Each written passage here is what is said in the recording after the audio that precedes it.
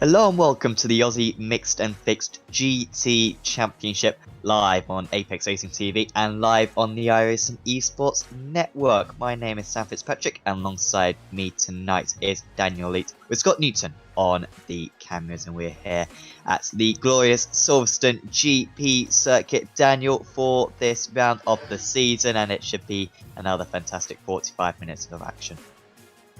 Yeah, thank you, Sam, and all the viewers tuning in. Great to have you on board again. Also, look, mate, we're in for another great race. We've been here quite a few times now over the past couple of seasons, and the racing has always been fantastic. 45 minutes, similar to what we saw last week at Barcelona, which provided some very exciting races and an opportunity here for our first three-peat winner in the championship for season 11. Absolutely, could definitely see that a little bit later on, so keep an eye out on all the drivers. So much to care about as well in the championship. Of course, 4 different championships going on, a little bit more on that later on, because we are very soon going to be going to the grid. So the drivers have already taken part in qualifying. Plenty of drivers, as we always see in this championship, qualifying, and they have to do pre-qualifying just to get into this top split of this meeting. Which is the one that we are broadcasting, and so the quality of drivers in this race are going to be mega high, and we'll soon advance from this 10-minute practice session into the 45-minute race, as seems as though we can now bring you up your grid. Short pace up, of course, round this circuit. So it's going to be Craig Edwards then on pole position, with Anthony Winkleman alongside him on the front row of the grid, going for 3 wins in a row. Then it's Luke Pink, so really good qualifying for the amateur driver. Josh Thomas is top of the pro drivers. The ones in the purple are the elite drivers, of course. Then it's Danny Davison, Adam Gardner, Leigh Vandenberg, Kane Ryder, Chris Robinson, Darren Lobb, Nathan Huppertz, Ross Rizzo starting in 12th. Then it's Aaron Specchio, Aidan Luthwaite, Trent Thomas, Jordan Cullis, Julian Cleese-Busink, Matt Morris, Andrew Dyson, Steve Janssen, Richard Hunter, Braden Nash, Martin Crisp, Billy Fletcher, Chris Pellett, Josh Burden, Martin Silvassi, Damon Mulqueen, John Stevens, Matthew Barron, Blake Delaney, Stephen McCartan, Sam Holden, Brett Hender, Jesse Butler, Adrian Block, Mitchell Bales, Nick Sanfilippo, Paul Wood, Ryan Colstar, of course, will be doing the admin along with a couple of the other drivers near the back of the grid, which is going through for you now. Tricky couple of corners, and you can see it's pretty dark as well. How do you reckon that's going to affect the drivers today, Daniel? Look, the light's going to help them, if anything. Maybe save the tyres. The grip's going to stay with these cars. They're going to be able to perform very similar to what we saw last week. At Barcelona, it was a night race there also. So it's probably going to help these guys a lot. Obviously, we've done 90 minutes, now the 45 here. I think strategy is going to be really interesting for these guys also to see which way they want to play it as well. I'd expect we're going to see a lot of late strategies here. So here we go then, start of the race. Craig Edwards from the pole position, already into single file, the vast majority of the drivers, no changes in the top 12 so far. A little bit of side by side with one of the 4 GT drivers. Luthwaite's got past Specchio. That's pretty much it. Everyone going so far, oh dear, and we've got a spin around. That is down Lob from, I think, about 10th place on the grid, and he has gone a long way off going on to the entry of turn 3. It's a real shame for Lob in his prior. I think we also may have seen another spin with a collision between one of the 4 GT runners. Oh, and now we've got a BMW round as well. Nathan Huppertz, that was, former champion of this series, and he's gone spinning around. So plenty of mistakes on these cool tyres, and that could well be something to do with this track temperature being so cool. Yeah, it will help hurt them a little bit. Obviously, we did see some change of balance performance last week to bring the tyre pressure up a little bit to help for the first lap jitters. But it will be a little bit tricky as these guys settle into it. Looks like everyone else, though, back underway, and our top 10 now starting to get a little bit of a break. No changes in the top 9 drivers so far. So yeah, they're getting a break whilst they're not squabbling. Although you can see that Craig Edwards hasn't built up the lead that he would have wanted to build in the first half of this opening lap, and there are plenty of opportunities to overtake around this Silverstone circuit. Ross Rizzo's up a couple of places, Trent Thomas is up 4, Cullis up 4, Andrew Dyson up 6, Braden Nash up 7 at the moment. Of course, got a couple of podiums earlier on in the season. Chris Pellet is now dropping down the orders. He's had an issue through Maggots, some Beckett's, and maybe Chapel as well. But quite a frantic first lap, particularly for the midfield runners. And you can see on the left side of your screen as well all the different classes that these drivers are parts of. The order basically goes purple, then green, then amber, orange, yellow, whatever, and then bottom is the red as well, which are currently none of them in the top 20. Drive through penalty for Anspecchio. That is a shame for Specchio, who I believe spun anyway. And Nathan Huppert's as well is into the pits. So, well, lots of changes. Huppert's was the one, I believe, who spun it going onto the Wellington Straight. Yeah, it'll be an early stop for him, potentially get that damage out of the way, and that car will go back through. The guys do get a quick repair here, so that will help him out. But yeah, we'll see how he unfolds. Still going to have to come in later on, though. Don't forget, he will need to come back for one more stop later on to get a little bit of fuel in it. Julian Klimbersink going on pretty well, down a little bit, 3 spots from where he started. Recently jumped across to the Fusion Sim Racing team and finding his legs pretty well. We did see him with Superback Esports earlier in the championship, but he's closing right in on Specchio. But don't forget, Specchio is going to have to come in the lane for that stop and go. Oh, we got Braden Nash off the track. Is he just ahead of these guys? No, he's just behind. There he is. He's lost him too many places. I think down about 5 places. There is Nash, only down 2 places from his race start. Strange to see Nash so far down. It must have been a tricky qualifying for him because I recall him being much further. I think he won at Sebring. I've only done a couple of rounds of this championship so far this season, but whenever I've seen him, he's always been much higher up. This was how it happened. Oh, contact with the 383. That could have been San Filippo, perhaps? Oh, Jordan Cullis, in fact, we're being told, was the one involved in that one. So, and then Nash, to be fair, redressing that. So that's smart thinking from him. Yeah, and he lost a huge amount of positions there because he was right on the back of Matt Morris just going into that incident. So he's going to have a lot of work for himself to do down in the 20th spot right now, or 24, sorry. So a long way for him to come back through. So we'll keep an eye on that. As it unfolds, still a long way left to go in this race. But up front, Luke Pink starting to come under a fair bit of attack. He's dropped a spot now with Josh Thomas getting through. He's got Danny Davison right on his rear bumper, and Adam Gardner also looking to come through now.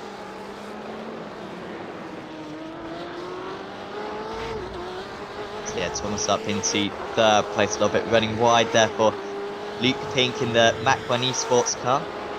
So I believe Anthony Wigman has won the last 2 rounds, has he?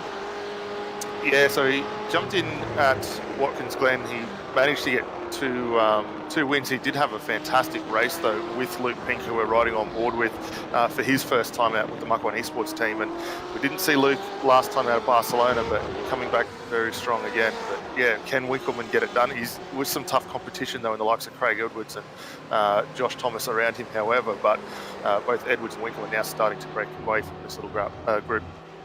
So no further incident in that battle between Cullis and Nash. I imagine that is because Nash gave the position back to Cullis. So that's the that's part of the rules. That's a big part of the rules. I believe in quite a few of the Australian series, perhaps not so much in the European and American leagues, but it works pretty well where you kind of give up the time that's you can't cost your rival. So that is certainly a good element to that. Means that we have a few less drive-throughs, of course.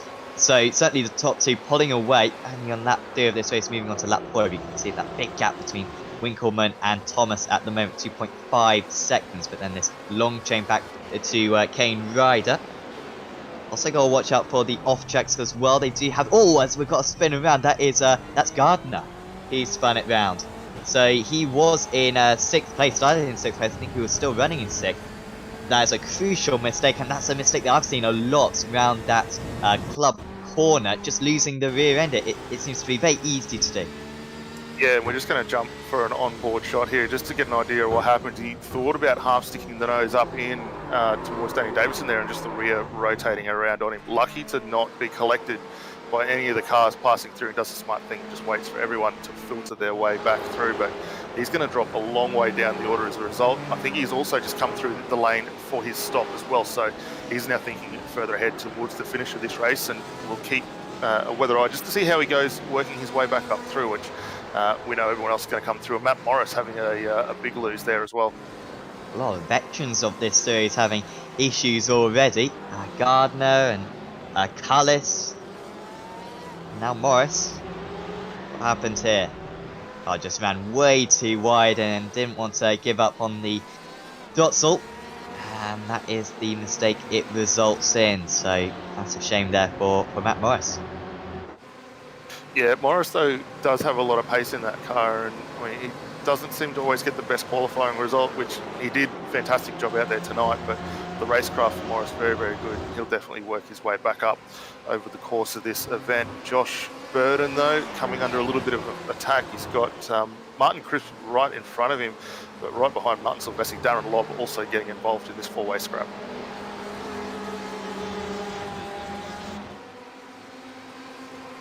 Reminder that we could have some safety cars later on if drivers have to tow back to the pits. And they have to request a tow. And if they do tow, then they may well get a safety car with that, which will make a big difference to the strategy. So just keep that in mind when drivers do come into the pits. Might be best to leave it till a bit later on. A couple of drivers already coming in massively close with Josh Burden right now on the tail of the driver ahead. That is Martin Crisp. But Billy Fletcher has come into the pit. Oh, massive off for the Ferrari. That's Darren Lobb, who'd already had a spin, and I think he has hit the wall there. That was a high-speed impact, just overcorrecting the car for the final corner. Yeah, and actually a little bit of contact with himself and Martin Silvestri. You can see Lobb going around the outside here, and I don't believe Martin would have done anything intent there, but just unfortunately catching Lobb on that outside, and as you say, making contact with that tyre barrier. So that car will be a little bit tore up, but has been able to get it back underway. It does drop a long way down the field, however.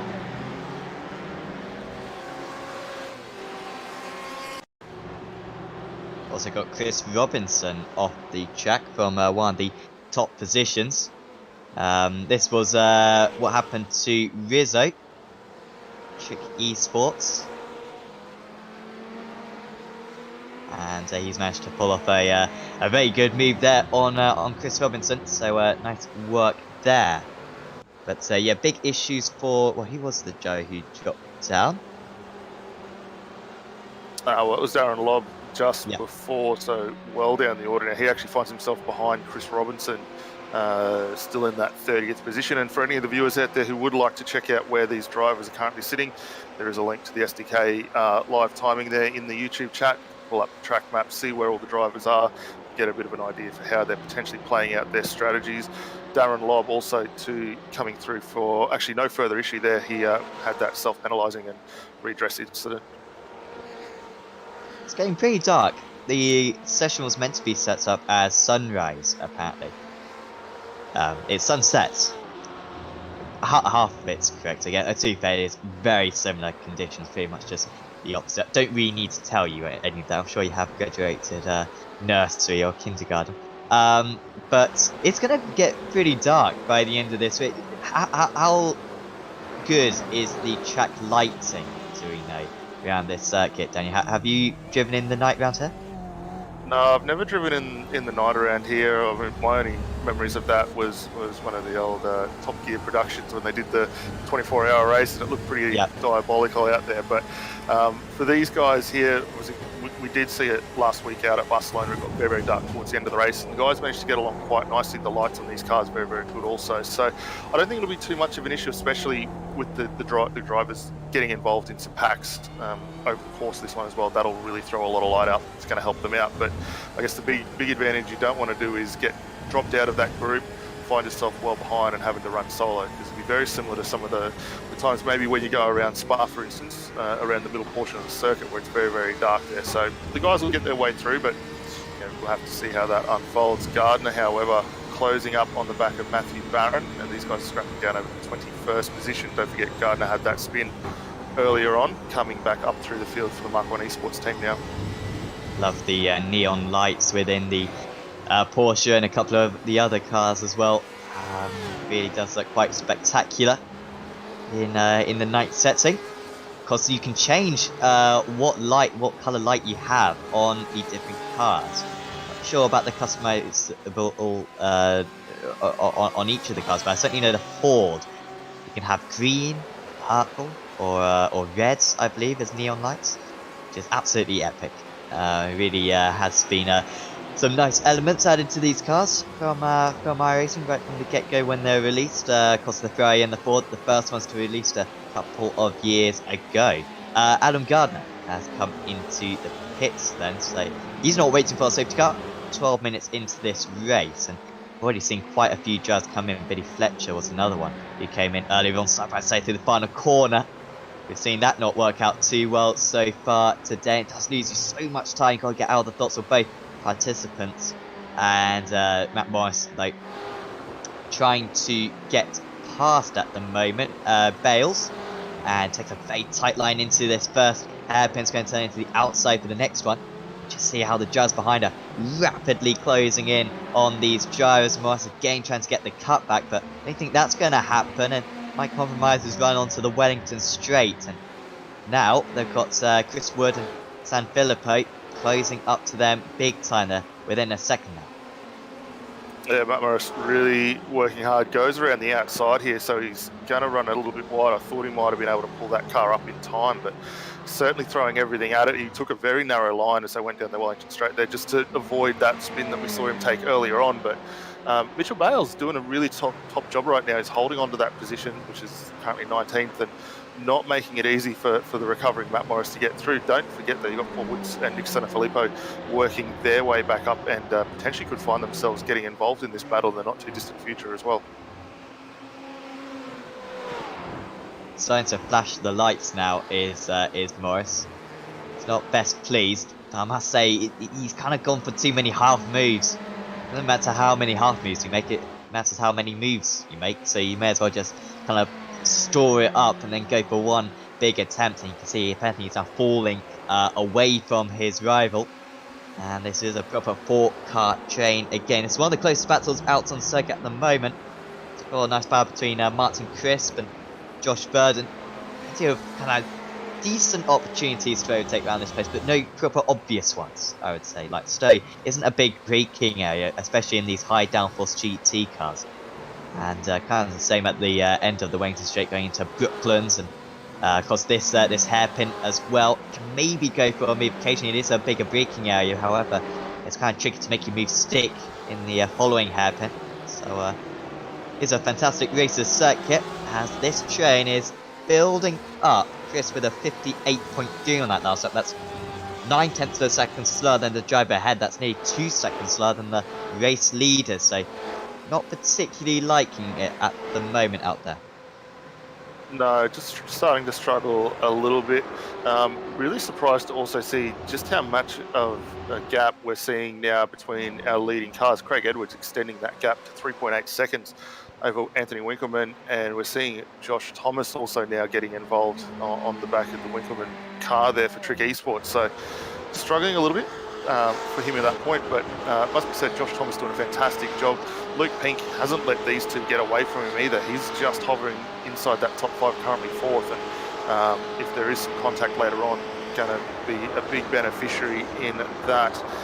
Danny Davison also in that top 5 also. So the top 5 generally a few regulars to what we've seen over the course of this championship season, and really going on very, very strong right now. Great to see these drivers come back week after week. Such a strong community, of course, in this league. And these are properly experienced drivers always manage to find themselves at the front. So yeah, it must have just been one bad lap for Winkleman, because whenever I've looked down, he's been matching Edwards, and on that last lap he was only 1/10 of a second slower, so he must have had a really rubbish lap a few minutes ago. There he was, so lap 4, 5, 6, he must have made a mistake there, and has allowed that gap to open up. He lost about 3 seconds on that one tour of this Silverstone circuit. So he's got the pace at least to match the race here, but you can see apart from that, it's kind of just been creeping up anyway. So Winkelmann's chances of getting through in the chop looking quite unlikely at the moment. And with Thomas and Pink also very close to him. I have to go back to that Crisp battle, because I believe Crisp, was he always ahead? I think he was always ahead of Burden, but the battle for 13th is properly close, and you can see they're losing time as well to the driver ahead, up to 3 seconds pretty much to Steve Janssen just ahead. But Burden doesn't seem to be able to find a way past at the moment. No, and Mark Crisp's done a fantastic job. He's been a series regular there and knows his way around these cars very, very nicely. So using all advantages off the track. Josh, likewise, though, going to have to keep the eyes forward as much as possible, and at the same time have a quick look back to see Sean Stevens on the mirror as well, and right behind that as well, Martin Silvassi in there as well. So it's a really good fight here, and you can see some really interesting lines where these guys are flowing these cars down through the Maggots Beckett section and getting out onto that hangar straight again. Yes, some real tight battling at the moment. Oh, it's great to see the drivers go through Maggots and Beckett as he goes down the inside. That is ambitious. It might work out for Josh Burden. That's not on this occasion. Chris stays ahead. Now Burden tries to get his way down the inside, but good covering off of that move right there from Martin Crisp. One more drivers as well coming in behind. That was Silvassi and McCartan. Silvassi in particular was really close to those drivers, so he might be able to pull off an undercut. We've seen about 5 drivers come in for normal stops in this race, as Paul Woods is now moving past in the 398 car. Yeah, it's a nice run there for him up through turn 1 on Mitchell Bales. Gets that position done nicely. Little word of note too, Matt Morrissey, we only saw a few laps ago, also battling quite strongly with Mitchell Bales. Since he's been able to break free, has extended quite a good little gap over those guys now, and he sets off after Sean Stevens ahead, who was in that little battle that we just saw before as well. So Morris recovering after that spin, but doing a pretty good job. The lap time is very consistent at the moment, although last lap he was a little bit slower. So all in all, not doing too bad. Probably would like to be a lot further up, but still plenty of time for him to get that done.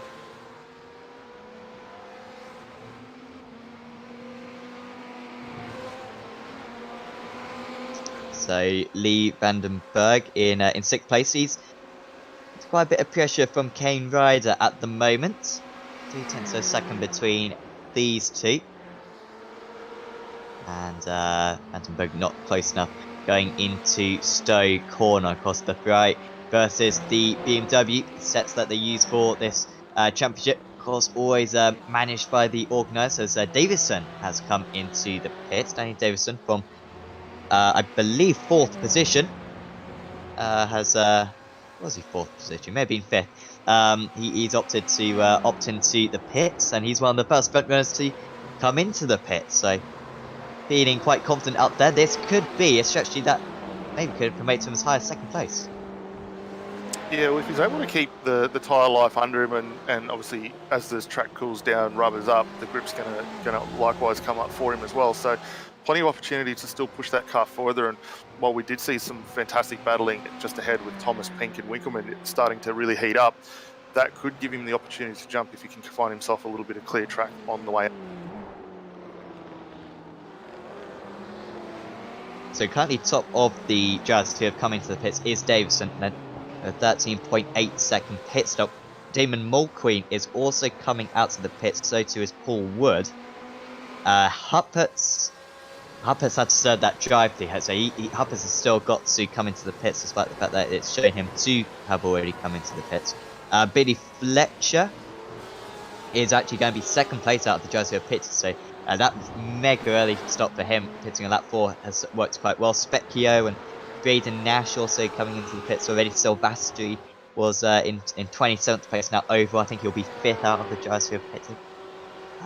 So crazy the difference in pit stops. Usually there's some kind of consensus as to when to come into the pits, usually just beyond half distance, but today it's really anything.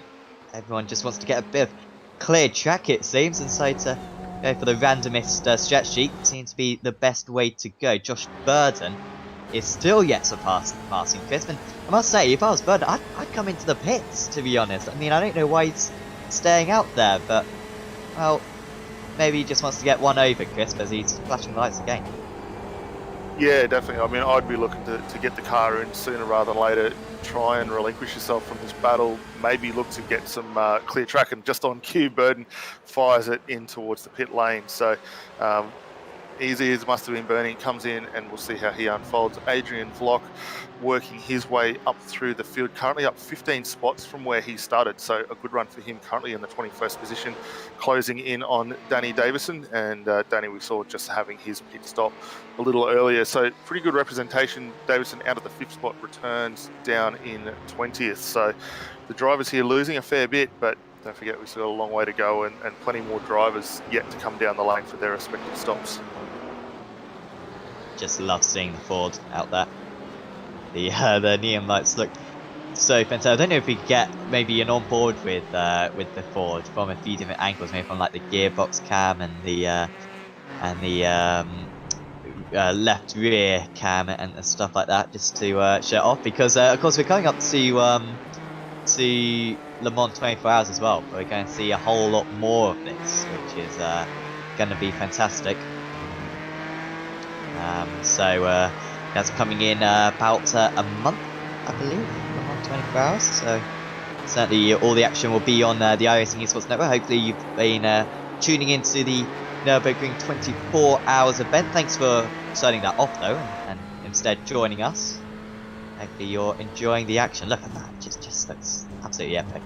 I mean, too, I can understand now why we saw the chauffeur Ford staying up, because you just want to see the back of that Ford for the entire time. Now it's Martin Crisp who's in fact on the tail of Holden, so this is Crisp catching up to Holden, I believe. 21 places Sam Holden as well. Great drive from the 727. Yeah, really solid effort for him, and he's been coming on leaps and bounds over the coming weeks, or the past weeks as well, so really starting to get quite acclimatised to that car. Obviously we did have a couple of setup changes across the field which shook things up marginally, but Sam's been able to adapt really nicely to it. Positions are going up week in, week out, which is what you want to see, and starting to reap a lot of benefits for that. Currently the first Ford currently sitting in 12th position, so just outside the top 10, but doing a very, very stellar job. So Holden actually recently gets him past Chris, so apologies that I didn't put that together. But yeah, so Holden up into 12th place, you can see on that lap. 1.4 seconds faster than that included the overtake. So struggling a little bit at the moment is Chris, but he's still ahead of Baron at least. So not too bad for him. So a little bit of a recap actually at the front. So we got Craig Edwards leading the way, 3 seconds ahead of Anthony Winkleman. That gap maintaining. One poor lap for Winkleman where he lost about 3 seconds is the only difference between these two drivers. Otherwise they'd undoubtedly still be nose to tail. Then it's Joshua Thomas in 3rd place, Luke Pink in 4th. Lee Vandenberg has got past Kane Ryder, I believe, for 5th. Or sorry, was always ahead. Apologies for that. In 5th place, and then it's Kane Ryder in 6th. Ross Rizzo in 7th. However, we also have had Danny Davison. He came into the pits from 5th position, I believe, earlier on. He's already pitted though. So he just did a 57.7 to Davison. That's 7/10 slower. That's even 1 second slower than Luke Pink. I'm quite sceptical of this stretch G for Danny Davison. He's got more fuel, you think. He hasn't got fresher tyres. And so it's understandable why he's slower. But the front runners are going so quick. I'm not sure if this stretch is going to work for the EXG Motorsports channel.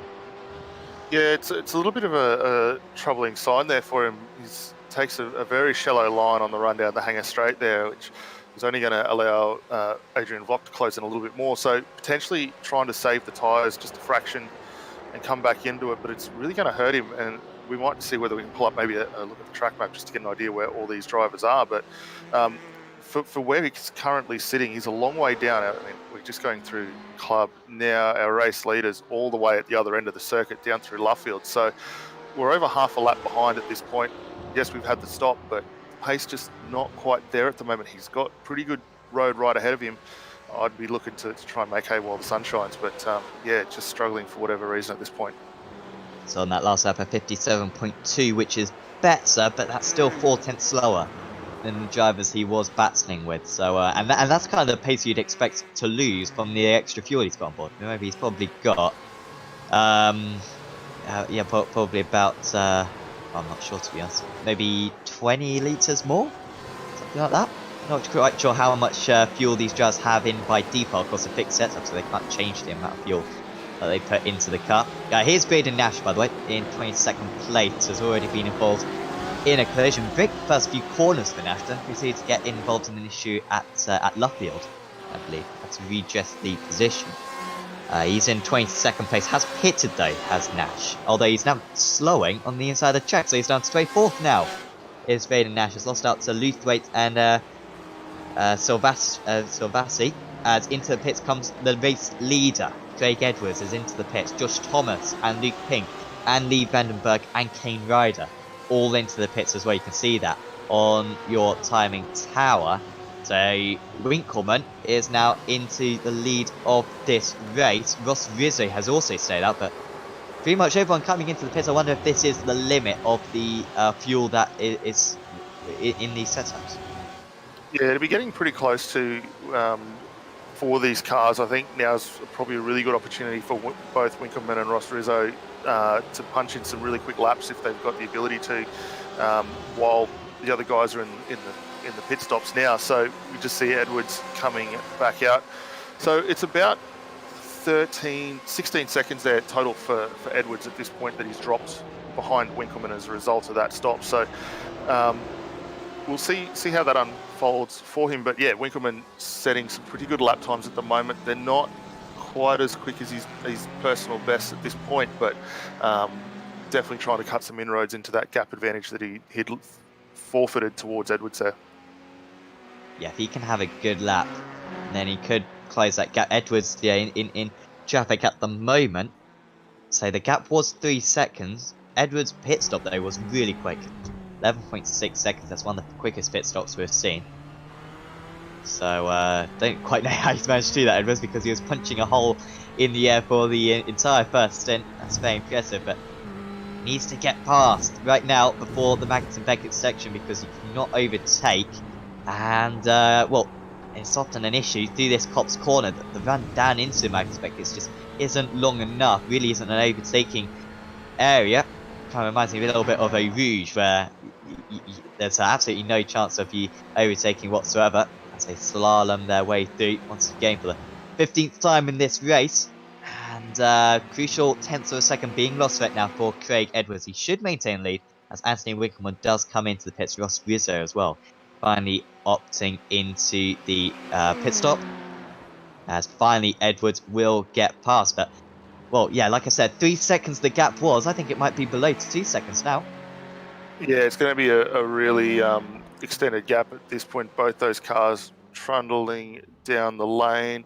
Winkleman's just hit the box now, so let's watch here as we see Craig Edwards now fires through the final corner, comes across the start-finish line to start lap 16. Winkleman's still stationary at this point and just gets underway. I think that gap's going to probably be very similar to about that 3 second range that we saw just before. Yeah, so it's now 2.4, I'm saying on the timing screen, 2.5. It was a longer pit stop though for Winkleman. He was stationary for 0.8 of a second longer, which is strange because he had a little bit of a slipstream, only for the first kind of 3 laps or so. He did have a bit more of a slipstream and managed to go further in that stint, so maybe taking a bit more fuel. Maybe Edwards has taken too little fuel, I don't know. Maybe he's going to have to fuel save a little bit later on. The gap's 2.5 seconds, so it has come down a little bit. Winkleman's going to have to drive superbly if he's going to get another race victory. Berg versus Rizzo is currently going on, and Rizzo is defending this position, I believe, but Berg is back down the inside. This is for 5th position. Rizzo will hang it round and should have a better run through Woodcote. Can he get far enough ahead though into Copse Corner to maintain this position? Now should be able to pull slightly ahead, the gap up to 0.5 of a second, and he has got the edge, does Ross Rizzo. This strategy has worked great for Rizzo. I swear he was down in 10th place earlier on, but came into the pits really early. And apologies, no, he actually stayed out for a while, did Rizzo. He stayed out till the last lap, as Vandenberg actually loses out to Davison now. He's down into 7th place. Well, yeah, I was just going to comment on Danny Davison because we were almost writing him off a little bit with the pace that he had when he came out of the pit stop there, but finds himself back up in that familiar 6th position for him. He's got Ross Rizzo right ahead, and with the draft that he's going to get down here as they work their way down towards Stoke Corner, potential to set up for a move down through that club section as well. And we've seen quite a few moves go down there already, and if anything, I reckon that's probably the best spot short of the turn 2 hairpin to get a move done here, and Davison just not close enough at this point, but looking to start setting something up. Oh, here he goes. 9 to the last corner. I think Davison actually came up behind Thomas in 9th place, but I think because those tyres are warmed up on this really cold surface, and anyone who's driven on the new tyre mod knows how tricky it is to get heat into these tyres, I think he's just been so much quicker. It's as though he's got grip, and whilst everyone else is driving on ice, his tyres are to the perfect temperature. If that is the case, he's got to make his advantage pay right now and get back past Rizzo, who he was ahead earlier on, of course. Rizzo up 7 places from his start, so he just stayed out for absolutely ages. Had a very quick pit stop as well, 11.2 seconds. That's 2.6 seconds faster than Davison with such a close battle. 2.6 seconds is an absolute gulf of time. Davison, though, not getting past Rizzo, showing that all those years of experience. Done so many races that I've seen him take part in Sim Racers Asia as well. I recall him saying a few years ago, and first few of my commentaries I ever did, that was about 3 years ago. And no, was always very competitive in that as well. And of course, has become a mainstay in this championship. His racecraft certainly helping him out right now. Sam Holden a little bit slow. He's in 22nd place, and we're about to find out that he's had a bit of a spin. Yeah, it looks like on the run down through Woodcote there, the back end of that Ford just stepping out as we were focusing on the battle further ahead. Able to get going pretty easily, no damage on that car, almost loses the front end on the re-entry as well, so that was a little unfortunate there with Matthew Barron. I don't think there was contact between either car, but came extremely close to potentially putting 2 cars out there. But as we turn back up towards the front, Martin Silvassi getting in on the back of Aaron Specchio, Aiden Lithwaite, Braden Nash still haven't let go of each other, and that's five spins really starting to boil on for the last 4 laps now.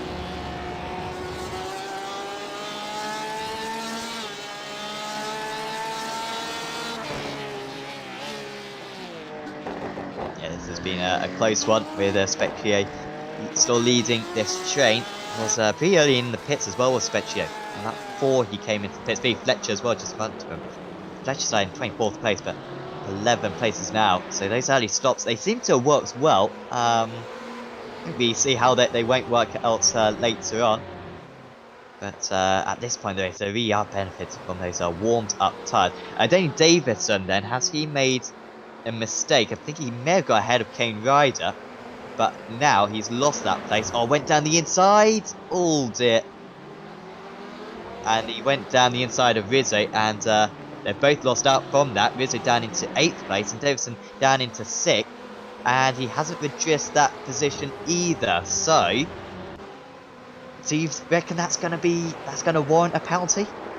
Oh, I think it'll definitely get the eye of the stewards there, because it did look like a pretty late dive from Davison there. And just as we speak of that one, he does get a drive-through penalty for that contact there. So the big beneficiary, as you say, Kane Ryder, picking up both those spots as a result of that. But yeah, Rizzo had a fairly good run up into turn 2 there. Davison either missed the braking mark or a little bit of a pedal failure there, just came right through. Did get the car up the inside, however, basically forced the issue through with Rizzo, and we'll now see him come back through. But Lee Vandenberg's probably going to be quite happy here. He will now be able to get underway and back after Kane Ryder as we see Danny Davison come through. Oh, this is painful for Davison. It really is. And you wonder, well, you wonder, it's no question, it would have been better just to readjust the position, would have been better just to slow down. Sure, he wouldn't have got a penalty if he had slowed down, but then at the same time, of course, you don't want to do that unnecessarily and then say, oh, it was a racing incident after all anyway. It would have been a bit of a waste of time, but of course, he would have lost 2 places if he did that. Instead, he's going to lose about 10 as he charges down the pit lane. Do cut, of course, the final kind of complex of corners, but I believe the pit lane speed around here is particularly slow, with it being a very narrow pit lane, and just so that you don't gain an advantage going down the pit lane as well. So we'll drop way down now. Means that, yeah, Kane rises up into 5th place then. Lee Vandenberg is up into 6th, Ross Rizzo in 7th, and Trent Thomas in 8th. Dyson and Case Boosing also gain a place coming out of the pits. Davison in 16th place, so yeah, he lost about 10 places from that instant overall. And we're just focusing on Stefan McCartan, and I must say, haven't seen him racing before, but absolutely loving the livery on that BMW down in the 23rd spot, so up 9 from where he started, which is a pretty good run, must be said all in all. But yeah, probably one of the nicest new liveries out there. We see Chris Pallett going around the outside of Martin Crisp, and then right in behind that, Paul Wood closing back in the BMW. So good little scrap for these three. Keeping an eye on our front two battle though, Winkleman starting to close in on Edwards, the gap down to 1.3 seconds. So Winkleman so far taken nearly a second after his pit stop out of our race leader, and we'll see how that continues on. Fast up the race for Edwards. Oh, that's oh, sorry, it wasn't fast lap. I'm just colourblind. 57.15, but Winkleman with a 59.5. Dear me, 2.4 seconds lost. So you think he lost 3 seconds in that one lap earlier on, and now he's lost 2 seconds on that lap. It's 5 seconds, and he's 3.5 seconds behind. Could have definitely won this race, Winkleman, and hopefully we'll get an interview with him later on just to see what he thought about those couple of errors. I imagine he probably hasn't even made them in practice, but just pushing that hard, and there's a couple of costly mistakes. So you're absolutely right, Josh Thomas now closing up to within 3/4 of a second. Match the race leader in that last lap, Luke Pink, as well. Very close, and certainly Winkleman cannot afford another one of those mistakes, otherwise he is probably going to lose a place in a little while. So that battle with Specchio, by the way, still going on. Seems like some of these drivers, we saw it earlier on, I can't recall who it was earlier on. Oh dear, Specchio has got some connection issues. You can see him falling down the timing tower. Does he reappear?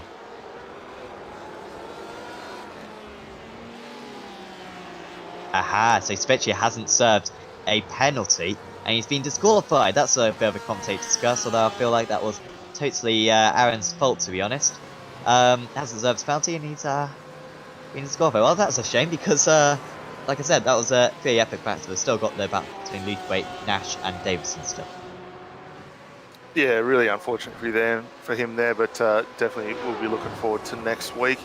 Braden Nash closing back in on his teammate, Aidan Lithwaite. So these two earlier in the season making the move from RSR Esports across to Synergy Sim Racing, and been pretty fruitful for him early on in the race, and just struggling a little bit tonight with BMW on the circuit, which is not what we would have expected from these two. They're very, very quick drivers in their own right, but working their way through. Danny Davison back in this fight also, and he's a long way down.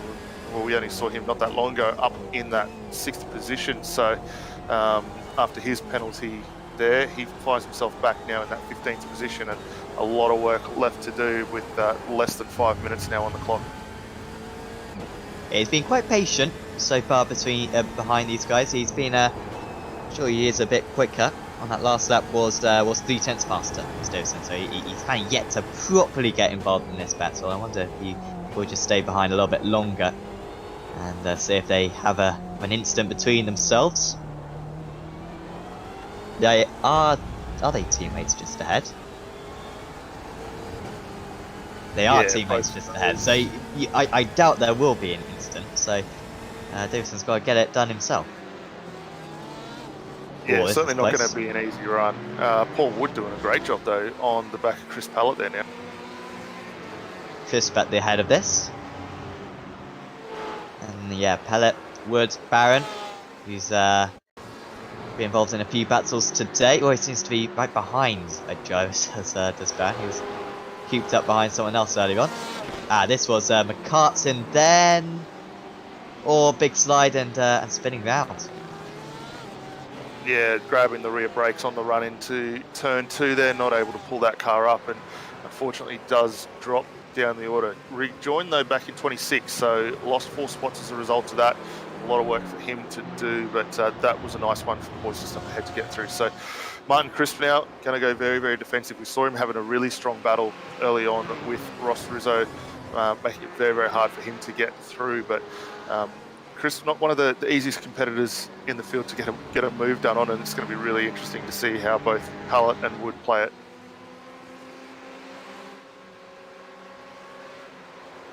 Further up, Holden versus Delaney. And I believe Holden has got past there. In fact, he is defending from Delaney as going in deep into Vale and Club. I have no idea what the difference between Vale and Club is. I don't know if Vale's like the first bit and then Club is the second bit. I think that's the case. But just use them interchangeably, to be honest. You kind of get the point, that corner. Holden, then, yeah, good defending from him. And Mulqueen is catching up to these guys. Then you've got that 5.5 second cap back to Crisp and Pellets and Co. There is Damon Mulqueen. As Pellet has actually dropped behind a couple of drivers suddenly. There he is, down into 24th. I believe he's just lost out to both Wood and Barron. He's into 4th in this chain now. That's how it happened going into turn 1. Looks as though may have been a mistake from him. Wood just sitting behind. Oh, that's a weird one there for Pellet. Think you should pick up that slowdown? No, that's a very odd one to lose the back end. It's almost like either just grabbed a brake and early rotated through there. He will get that slowdown, as you say, but very weird rotation for that car, especially on where that corner is quite flowing in nature. You wouldn't normally expect that to happen.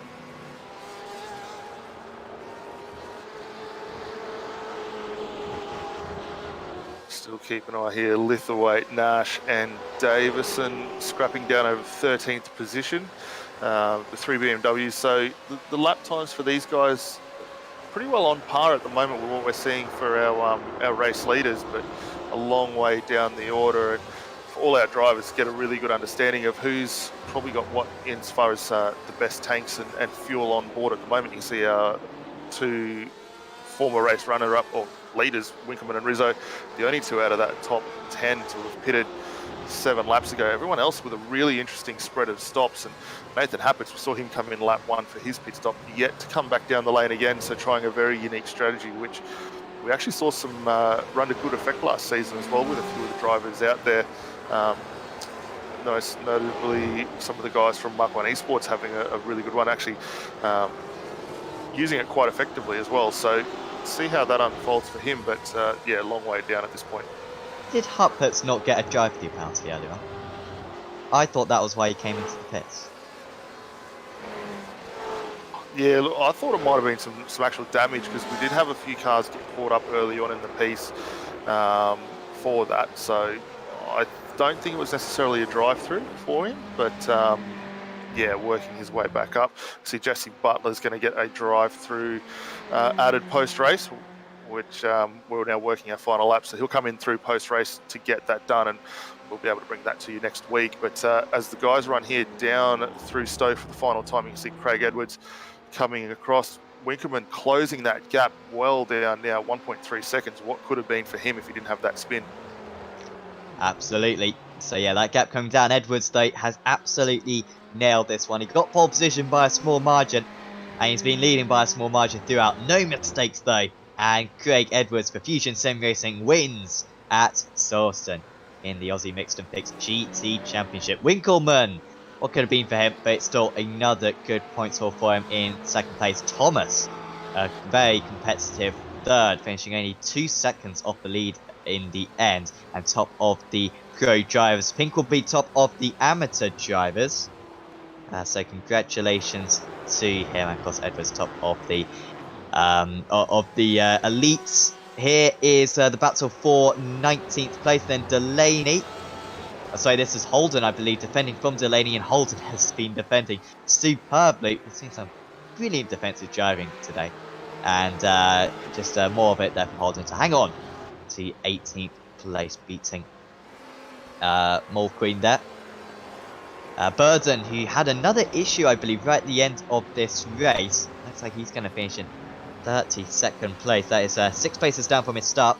And a frustrating day. Whilst his teammate takes the race win, he is going to be far away from that and behind another one of his teammates as well, in the form of Brett Hender. Because Jesse Butler, with a post-race penalty, might not cost him too much time. They 3rd place for Butler, but he was the last driver on the lead lap.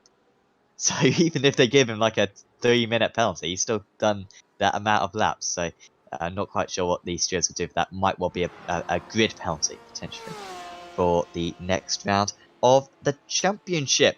As I believe we can take you through your final. In fact, we can't take you through your final results just yet, as the session takes over. But I guess today it was a matter of mistakes, wasn't it? Edwards, we didn't see him miss an apex. Wasn't necessarily the fastest driver up there, but when you got track position, when you're not making mistakes as he was, you're very tough to beat.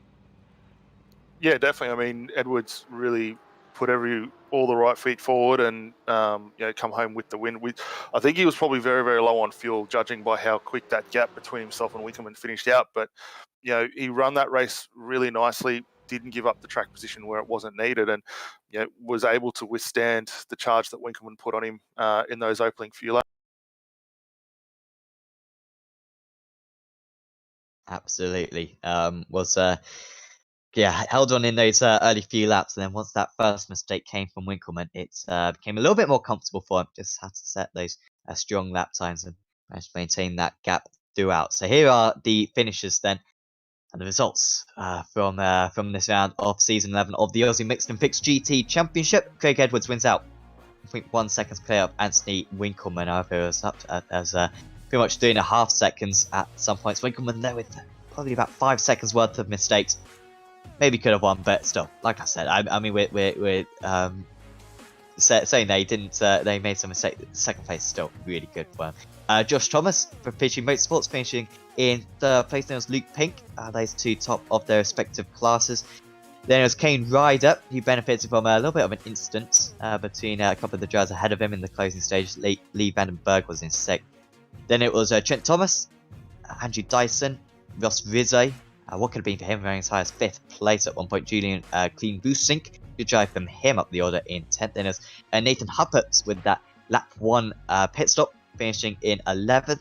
Billy Fletcher in 12th. Then it was Aidan Luthwaite, Braden Nash, Danny Davison, Adam Gardner, Steve Janssen.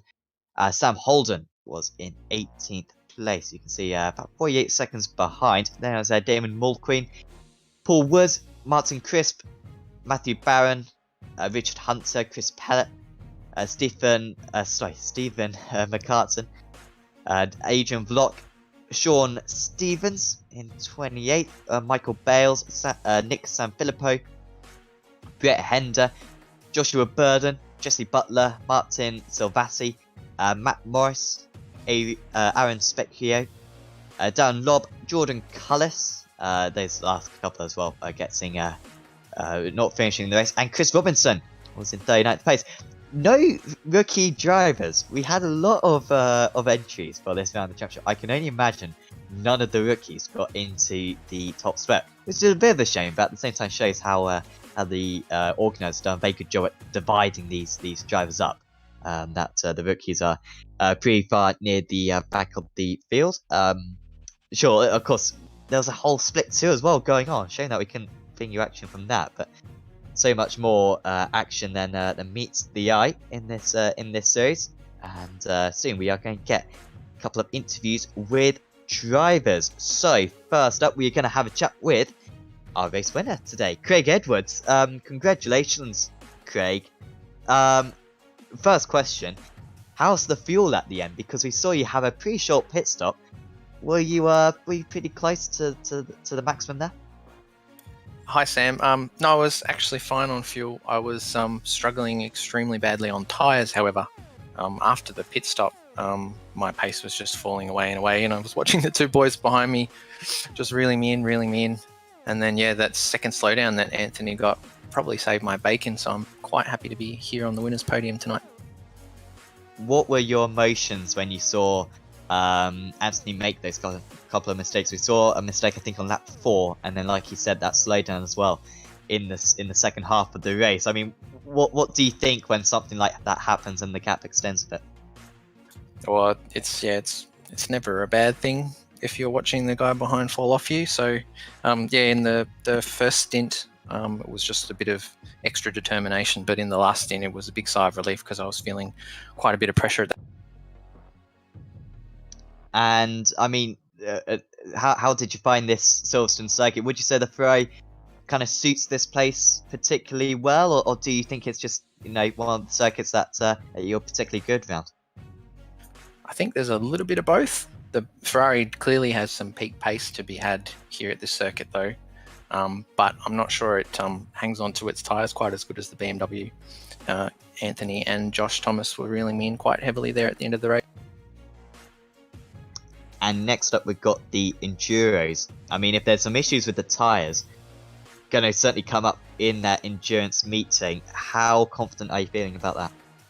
Yeah, I'll have to see. I've had a pretty good run in the Enduro so far this season, though, so hopefully I can continue that. We'll see how we go. Absolutely. Well, best of luck for that one, Craig. Before we let you go, is there anyone you'd like to thank? Oh, absolutely. Big thanks to Fusion Sim Racing, my team, and our sponsors, Dripping Paint Graphics, Eclipse Signage, and Darryl Carter Plastering. Awesome. Well, thanks for having a chat with us, Craig, and best of luck for next week. Thanks very much. So that was your race winner, Craig Edwards there. Daniel, I believe we've got Anthony Winkleman in for a chat. Yeah, thanks, Sam. Anthony, mate, second place tonight. Bit of a tough one out there for you tonight. We're hoping both Sam and I could have gone the three-peat, but a couple of issues along the way put a bit of spoils on that one for you. Yeah, still bashing my head against the wall, mate. It was two brutal 3-second slowdowns, but car was good.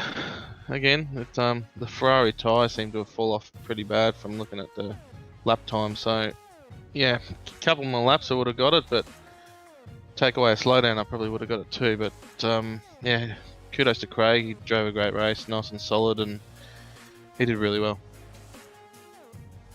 No, still great run for both yourself and again, good points on the board for the championship too. Both we noted both yourself and Ross running very late in on the stints. Was that always a planned strategy going forward?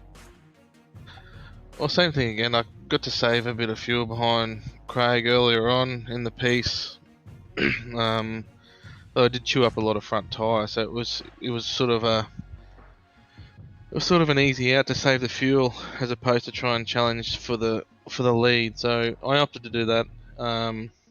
It got me a little bit of time up, probably a half a second, I think, but the lap that they all pitted was my horror lap too, so that didn't help either. But yeah, something we're always managing to do is be decent on fuel, so it will pay off eventually, I'm sure, if I don't get any more slowdowns. Oh yeah, definitely. And then next week we go from the flowing nature of Silverstone off to Mid-Ohio, completely different style of circuit. What are your thoughts on that track, and how do you think the BMW is potentially going to go around? It's going to be a handful. It's going to be a very interesting race. There's no room for error, no room for passing. There's no room for anything. So qualifying is going to be crucial. Craig seems to do really well in qualifying, so we all love Mid-Ohio, so could expect to see us really put in some effort and get some practice underneath our belt, but we're looking forward to it, that's for sure. Yeah, definitely, mate. We're definitely looking forward to seeing what yourself and the Trick Esport team can do going off to Mid-Ohio. But before we let you go and enjoy second place and wonder what could have been afterwards, was there anyone you'd like to give a shout out and thanks to? Yeah, big shout out to you guys for the broadcast for sure, and Ryan and crew for hosting the series, and also our sponsors. We've got Hybrid Racing Simulations, Momo Australia, and Fuel Autotech, alongside with Trick Custom Fabrications. Fantastic, mate. Well, again, apologies that it didn't work out the best of night for you tonight, but still second place, a fantastic run, and definitely look forward to seeing yourself and the boys out for next week at Mid-Ohio. Yeah, looking forward to it, boys. Thanks very much. So that was Anthony Winkleman then, your second place finisher for Trick Esports. One more interview, we're going to have a chat with third place man, Josh Thomas. Congratulations, Joshua. Third position. You were pretty rapid though. By the end of that race, you must have been thinking a couple more laps and maybe you could have fought for the win.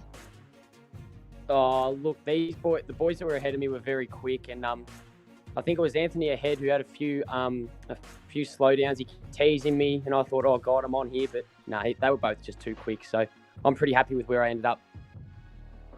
In the opening stages, we saw you fighting pretty hard for third position. You managed to get up into third place pretty soon past Luke Pink. How did you find that battle? I was following Luke. He was quick in qualifying, but he made a mistake, I think, going into turn 4 or 5, and I was just in a lucky enough position to get on the inside of him and get a better run. So there was no initial move by me. Like I said, he made an error, and I was just lucky enough to swoop in. We've got 5 more rounds of the championship remaining. Where do you sit in the championship, and kind of what aims do you have for the rest of the season? Championship-wise, I'm not too sure. I'm not near the front. I joined a bit late, but I've been having some good qualifying results. My races have let me down a little, but I think just to keep consistent and finish towards the front end would be the main goal. But apart from that, I think I had a good night tonight, so it was good. Next up, we head to Mid-Ohio. Not necessarily a circuit that we visit that much. When was the last time you visited there? Do you particularly enjoy it? I've got to buy Mid-Ohio right now. I've never done a lap around that place, and I would not have a clue of the track map, so that's where I stand with it. Well, I absolutely love that place. I'm sure you're going to enjoy it a lot. And next up as well, the Enduro. I mean, do you look forward to the Enduros more than the sprints, or the other way around? I enjoy the sprint races. They're good. The endurance ones are just more time to be nervous and make mistakes, so I like getting it over and done with pretty quick. But either way, it's going to be a bit of fun. This series is always good, so yeah, it'll be good fun. Absolutely. Well, thanks for having a chat with us, Joshua. Before I let you go, is there any shout-outs you'd like to give to anyone? Just to all the Fishy Motorsport team. They're an awesome group of boys, and they look after me real well. And to all the fellas racing and all race control tonight, it was good fun, and yeah, thank you. Awesome. Well, thanks for having a chat with us, and best of luck for next week. Thanks heaps, guys. So that was Joshua Thomas finishing in third place today. Congrats to him. So next week then, Daniel. Yep, going to Mid-Ohio for the next endurance round of the championship. Like I said earlier on, I really like that circuit. I kind of think of it as the Hungaroring of North America. A lot of kind of tight, twisty corners, not necessarily easy to overtake either.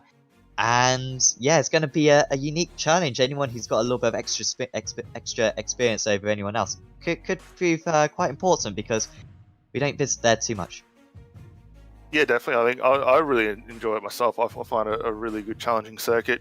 It looks simple when you look at it on a track map. You know, you got the famous keyhole and the kink down into turn 4, but you get that fantastic run down through basically the exit of turn 6 all the way up through 9 before you crest the brow through Thunder Valley. And I mean, these cars are going to work really nicely through that little section. It's a little bit of looseness in the rear as the guys crest Thunder Valley, but working around for passing opportunity is going to be really key there. And I'm already looking at a couple of really key spots. We're going to see them down into the keyhole, likewise down to turn 4. But yeah, we saw some great passing from the guys out there tonight, especially around that Club Vale section.